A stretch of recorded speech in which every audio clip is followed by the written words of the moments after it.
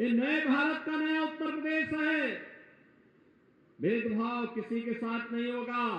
विकास की योजनाएं भी प्रभावी ढंग से लागू होंगी और अराजकता और गुंडागिर्दी फैलाने की छूट भी किसी को नहीं होगी।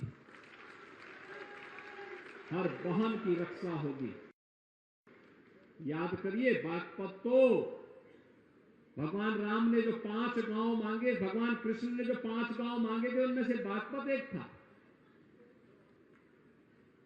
और ये 5 गांव द्रौपदी के चीरहरण की रक्षा करने के फलस्वरूप मांगे जा रहे थे कि भाई देखो, अगर महाभारत को बचाना है, महायुद्ध को बचाना है, उसकी पृष्ठभूमि तो द्रौपदी के चीरहरण से ही पड़ गई थी। वो तो होना ही था, तो भगवान भी जानते थे। लेकिन दुर्बुद्ध दुर्योधन मानने को तैयार ही नहीं था। वो तो ये चाहता था कि 1 इंच जमीन नहीं दूंगा। और अंत में क्या हो गया? सब कुछ समाप्त हो गया। आप तो उस विरासत के प्रतीक हैं जिन्होंने इतिहास को देखा भी है और इतिहास को बनाया भी है। भारत के इतिहास को बनाने वाले लोग हैं आप। ये इतिहास महाभारत काल से चला आ रहा इतिहास है। आजादी की लड़ाई का इतिहास है। किसानों की लड़ाई को आगे बढ़ाने वाला इतिहास भी है। और भाइयों बहनों, हम लोग उसी भाव के साथ यहां पर कार्य करने के लिए भी आए हैं। सुरक्षा हमारी प्राथमिकता है। किसी बेटी की सुरक्षा के साथ किसी उचक्के को खिलवाड़ करने की छूट नहीं देंगे।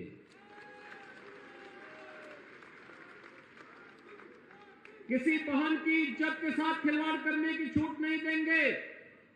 और जो भी खिलवाड़ करेगा उसकी कीमत चुकाएगा। किसी किसान की संपत्ति पर कोई जबरन कब्जा नहीं कर पाएगा। किसी व्यापारी का कोई जबरन उत्पीड़न नहीं कर पाएगा। जो करेगा उसकी कीमत ब्याज सहित उसको चुकानी पड़ेगी। किसी नौजवान के जीवन के साथ खिलवाड़ करने की छूट भी किसी को नहीं होगी। जो करेगा तो जीवन भर पछताएगा भी।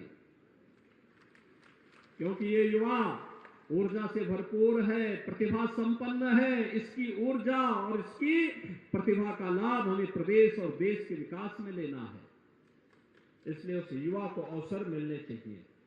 और उसी अवसर के लिए रमाला चीनी मिल, जो चौधरी चरण सिंह जी की चीनी मिल, उनकी कर्मभूमि की चीनी मिल थी, कभी नहीं किसी ने ध्यान दिया। हमारी सरकार आई, ये डबल इंजन की सरकार ने छपरौली चीनी मिल के पुनरुद्धार का कार्य करके चौधरी साहब को श्रद्धांजलि अर्पित की। और भाइयों बहनों, मैं आज आप सबको यही आश्वस्त करने के लिए आया हूं। बागपत की चीनी मिल के लिए भी सतपाल सिंह जी ने भी कहा है। इससे पहले भी हमारे सामने उन्होंने कई बार प्रस्ताव रखा है। हमने कहा हम एक एक करके सभी को लेने जा रहे हैं।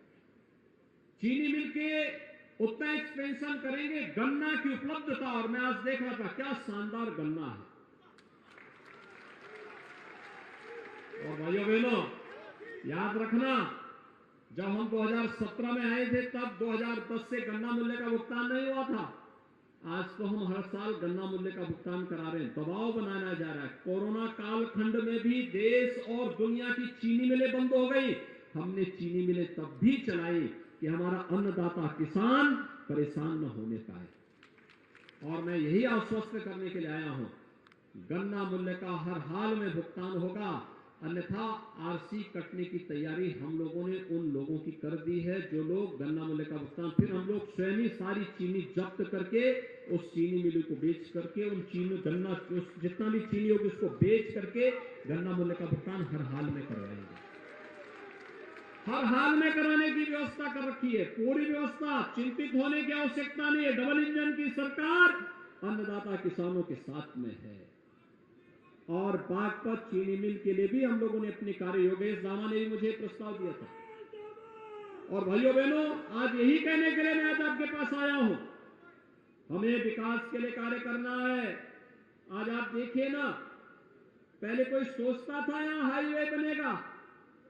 Delhi, Baroda, Dehradun greenfield express highway बन रहा है। एकदम 2 घंटे के अंदर इस दूरी को तय कर देंगे।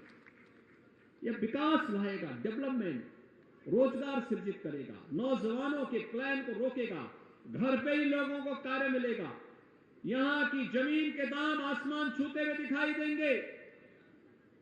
दिल्ली से बागपत होते हुए सहारनपुर वाला मार्ग विवाद था, वर्षों से विवाद था, कोर्ट में मामला चल रहा था। हमने कहा न्यायालय का मामला जब आएगा तब आएगा, पहले काम करो, सड़क बना दो, बाकी पैसा जो होगा देखा जाएगा, भुगतान करेंगे। लेकिन पब्लिक को क्यों परेशान होने दें? इस सरकार और कॉन्ट्रैक्टर जूझेगा, न्यायालय जिसके पक्ष में फैसला देगा, हमारे पक्ष में देगा तो हम पैसा ले लेंगे, और अगर कॉन्ट्रैक्टर के पक्ष में देगा भुगतान करेंगे, देखेंगे। लेकिन पब्लिक को परेशान नहीं होना चाहिए। और भाइयों बहनों, इसीलिए मैं आज आया हूं यहां पे। बागपत का नौजवान जब ऊर्जावान है, आप सोचिए सतपाल सिंह अगर पढ़े लिखे नहीं होते तो क्या एक पुलिस कमिश्नर हो पाए होते क्या? लेकिन आज भी उन्होंने पुलिस की भाषा बोलनी बंद नहीं की है।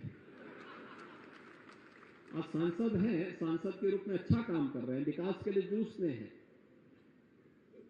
लेकिन यहां पे आपके पूर्वजों ने कॉलेज बनाया, तो कॉलेज के माध्यम से यहां के नौजवान पढ़ लिख गए, विकास कर रहे हैं, अच्छी सोच के साथ दुनिया को देखा है, तो वो विकास यहां भी आना चाहिए। और विकास की इस योजना को आगे बढ़ाने के लिए मैंने इसीलिए कहा है, ये जनता वैदिक कॉलेज अगर जमीन के मानक पूरे हैं और प्रबंधन तैयार है, वे प्रस्ताव दे दें, सरकार को सौंप देंगे तो सरकार इसी को एक विश्वविद्यालय बना देगी। भाइयों बहनों, ये विश्वविद्यालय अगर बन जाएगा, नए विषय आ जाएंगे, सारे विषय जो चल रहे हैं इसको तो हम ऐसे ही चला देंगे, ऐसे ही चलेगा। साथ साथ नई चीजों को भी समावेश कर देंगे बागपत के लिए, आसपास के जनपदों के लिए। अब उत्तर प्रदेश, पहले चरण में हम लोग जब आए थे, हमारे पास 6 कमिश्नरी ऐसी थी जिसमें एक भी विश्वविद्यालय नहीं था। भाइयों बहनों, आज के दिन पे सभी कमिश्नरी के लिए हमने एक विश्वविद्यालय खोल दिया है, हर कमिश्नरी में एक विश्वविद्यालय। और अब हम लोग चल रहे हैं जैसे 1 डिस्ट्रिक्ट 1 मेडिकल कॉलेज, बागपत के मेडिकल कॉलेज के शिलान्यास के लिए भी हम बहुत शीघ्र आने वाले हैं। आज तो क्योंकि बड़ौद में कार्यक्रम था, तो आज इसलिए बड़ौद में कार्यक्रम कर रहे हैं, तो बागपत के लिए भी तो कुछ चाहिए था, तो बागपत में भी आएंगे भाइयों बहनों, करेंगे। तो बागपत में, बड़ौद में विश्वविद्यालय होना बहुत आवश्यक है, यहाँ का प्रमुख कस्बा है।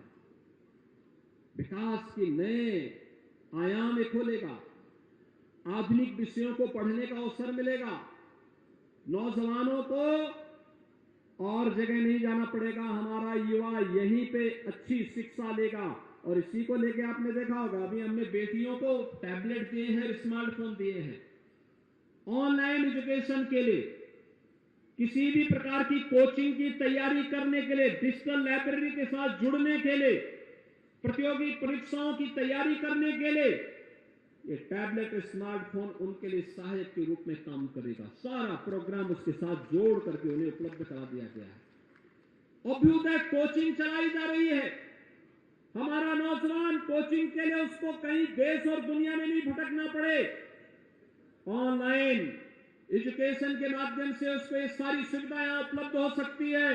और उसको ये उपलब्ध करवाने के लिए आज प्रदेश में हम 2 करोड़ युवाओं को टैबलेट और स्मार्टफोन देने का कार्य कर रहे हैं। 2 करोड़ युवाओं को, भाइयों बहनों, ये 2 करोड़ लोग, ये 2 करोड़ युवा तकनीकी दृष्टि से सक्षम हो जाएगा।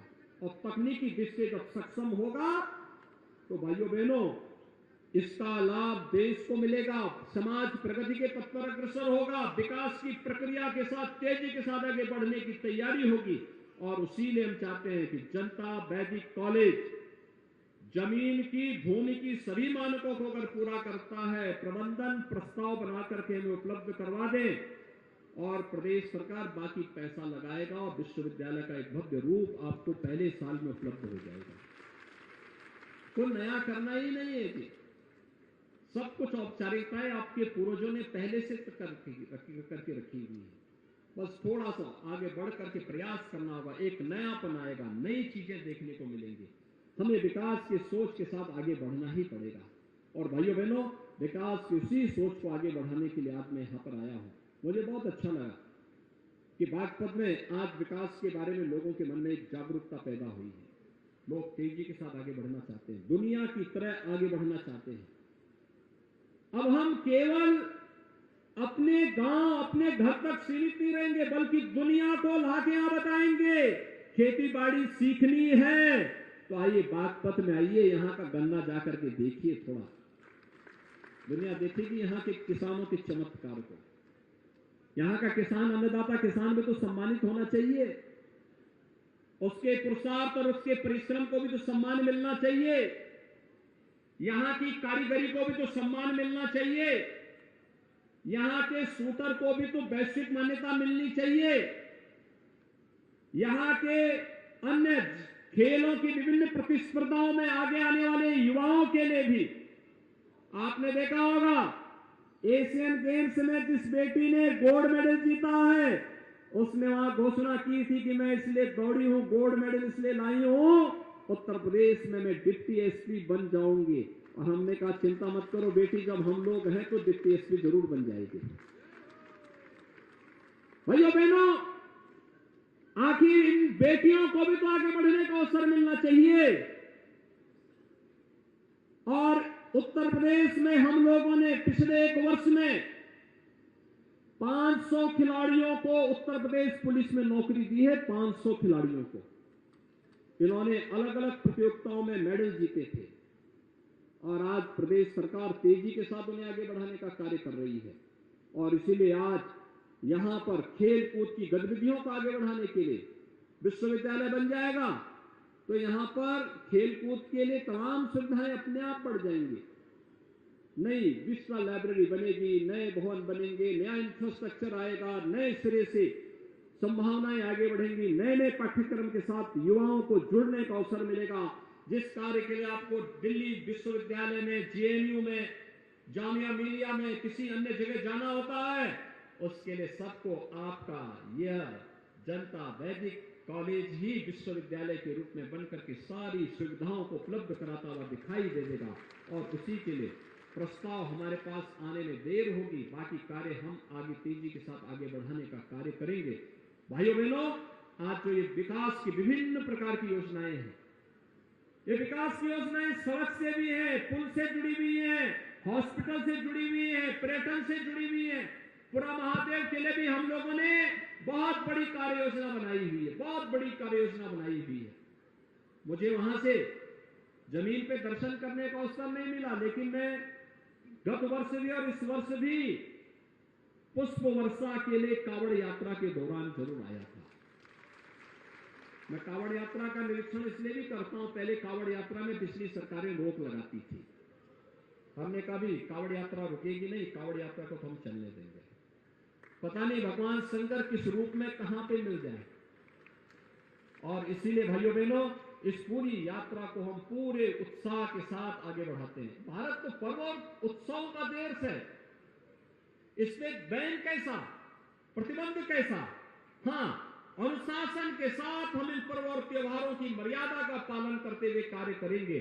और उसी परंपरा का निर्वहन करने के लिए आज मैं बड़ौद में आया हूं। भाइयों बहनों, बागपत के आप सभी नागरिकों का मैं आह्वान करूंगा, हम सब सुरक्षा और समृद्धि के एक नए युग में प्रवेश कर चुके हैं और इसमें हमें मजबूती के साथ डबल इंजन की सरकार के कार्यक्रमों के साथ जुड़ करके आगे बढ़ना होगा। अगर हम सब इन कार्यक्रमों के साथ आगे बढ़ जाते हैं तो इसका परिणाम हम सबको प्राप्त होगा।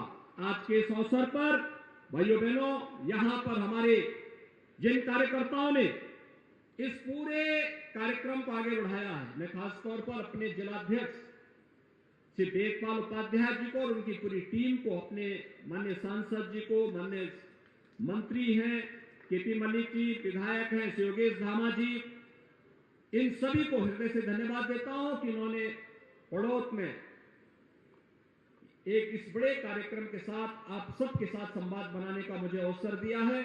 मैं पूरे बागपत जनपद वासियों को इन 350 करोड़ रुपए की परियोजनाओं के लिए हृदय से बधाई देता हूं, अपनी शुभकामनाएं देता हूं।